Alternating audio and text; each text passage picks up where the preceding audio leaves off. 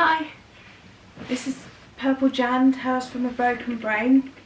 Back today with the second part of the enormous making of the shawl blanket that I'm doing as a gift for a friend of mine. I started doing it the other day and my camera died just around about the same time that I just totally ran out of steam. I was tired, I felt ill, and so I had to give up. But that's the best time to stop, isn't it? It was just that the camera seemed to realise it before I did. So what I did was, it's a large rectangle with you've seen them all, I'm sure you know what these things are, with a cut up the middle so that it goes over your shoulders and down your front, and you wear it as a blanket shawl. And I serged all around the outside, leaving a gap. Now I've turned it the other side out, and now I'm just stitching around the edges on an ordinary sewing machine just to make the French hem. So I've just got a little bit more to do and then we're finished. So I thought, well, I'll turn the camera on and you can see just the last part of the project. So here we go, just a little bit more sewing. Just taking a clip out here. These clips are very good. I've only just started using them, but I must say I rather like them.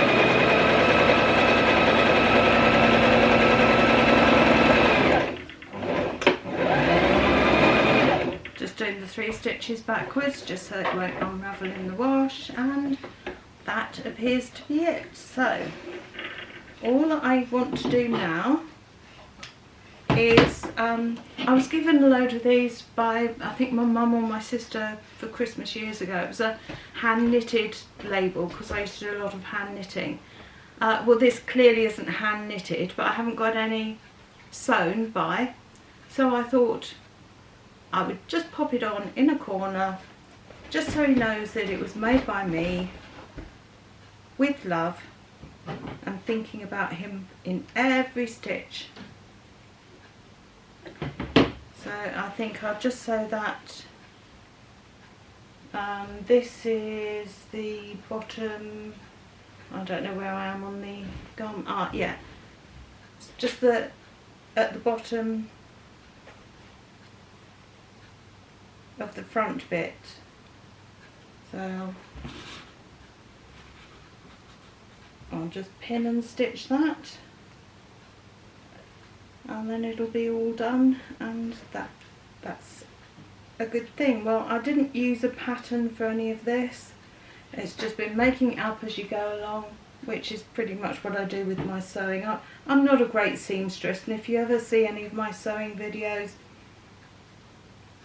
I can't talk now, I've got fin in my mouth. Yeah, if you ever see any of my videos, then bear in mind, if you ever see any of my videos doing anything, bear in mind I am not an expert. I'm just somebody who's trying to get things done, broken brain and all. Right, so just get it under the foot.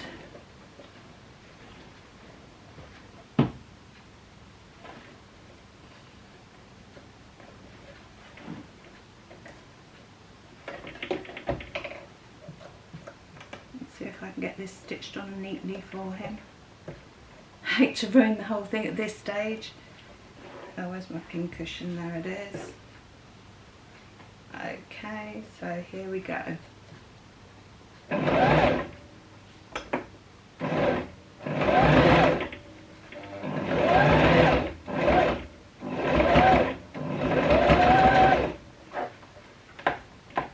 the second pin coming out.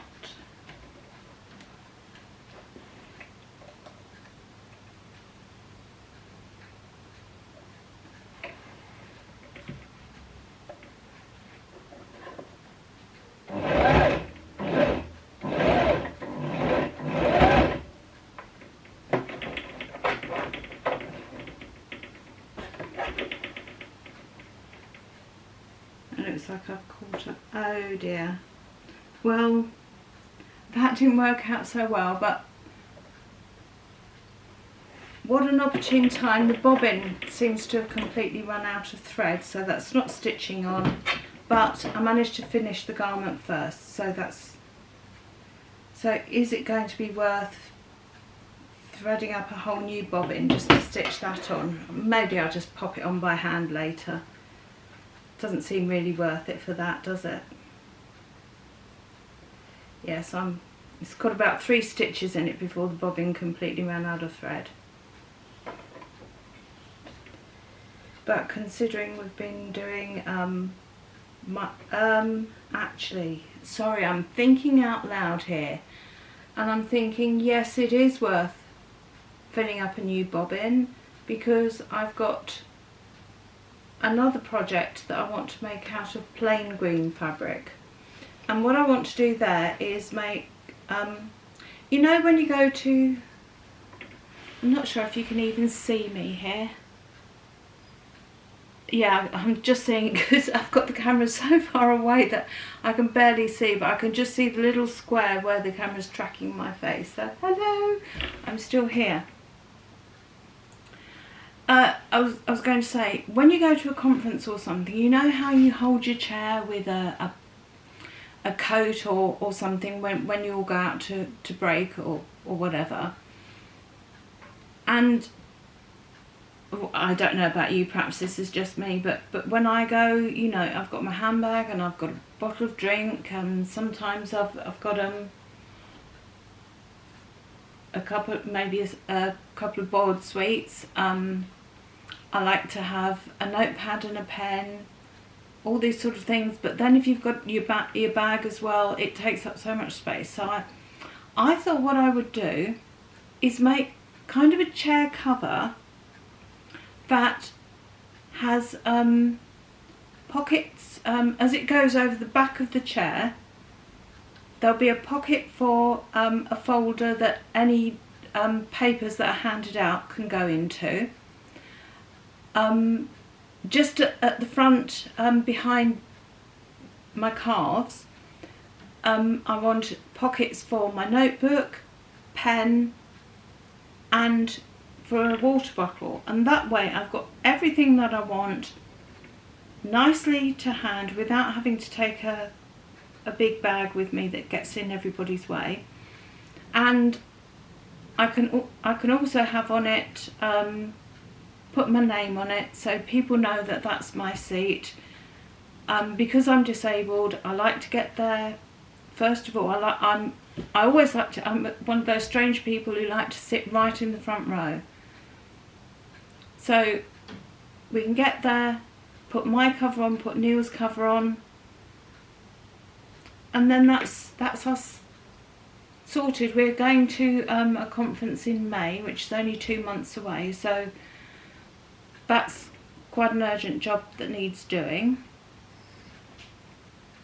and I'm quite excited to do that. So sorry, I'm just thinking out loud here. So yes, I will actually need, or will I? How much of it am I going to do on the serger and how much am I going to do on the sewing machine? Who knows? I need to do a lot of thinking about this and planning out before I actually start doing it. So anyway, as far as this project's concerned, it's pretty much finished. I can just stand up. I don't know if you'd be able to see me if I even tried it on. I don't really want to because I've probably got dog hair on me and I don't want to get dog hair all over it, but it's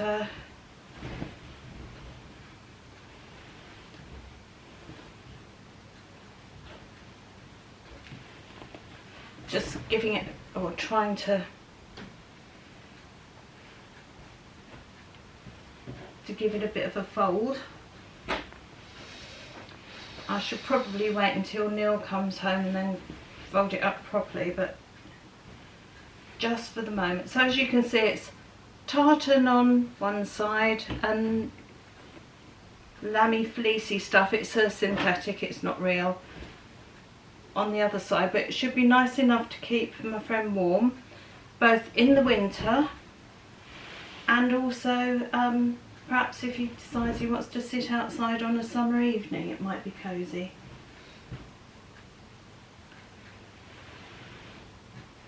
But it turned out to be a huge project to work on. I was kind of, because of its size, I was having to pretty much work on it a quarter at a time. But I managed to do it just about. And I keep saying I don't mean to, I do apologise. Oh, it's not folded up too badly at the moment, so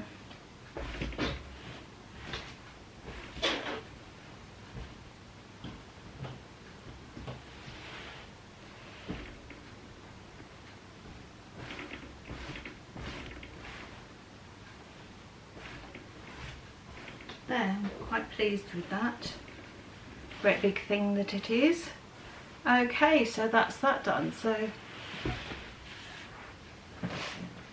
now I need to start putting away sewing machines, putting this table down because we're in the lounge at the moment and I have to put up 2 folding tables when I sew, or 1 depending on the size of what it is I'm sewing.